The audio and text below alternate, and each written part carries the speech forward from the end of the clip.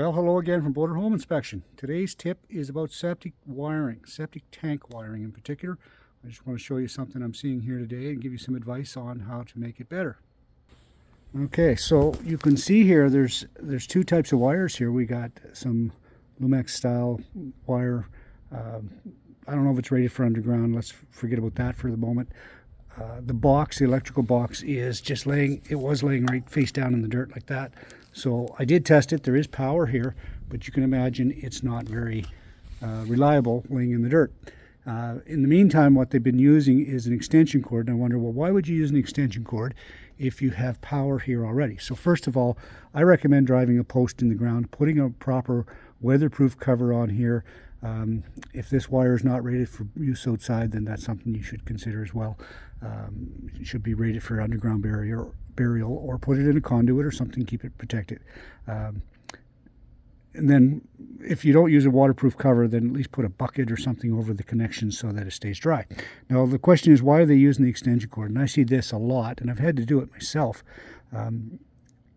When you buy a pump from Princess Auto or someplace like that, pay attention to how long the cord is, because in this case the cord is probably too short to come all the way up through the tank and make the connection outside the tank. So now what they have to do is they have to wire it together, tape it up, and make that connection inside the tank.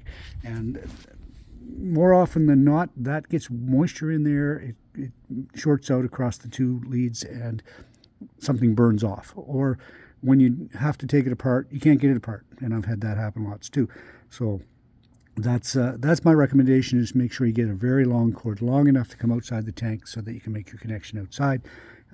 One more thing I'll say about this particular setup, they don't have any kind of a disconnect here to pull the pump out, and there's no clamp on this one at all, so I guess they can pull it apart there. But if that comes apart inside the tank, obviously the pump will run and run and run.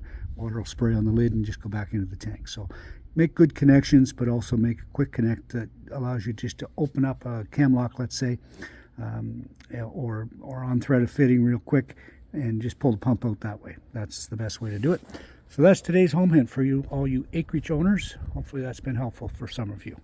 Thanks for watching another home hint from Border Home Inspection.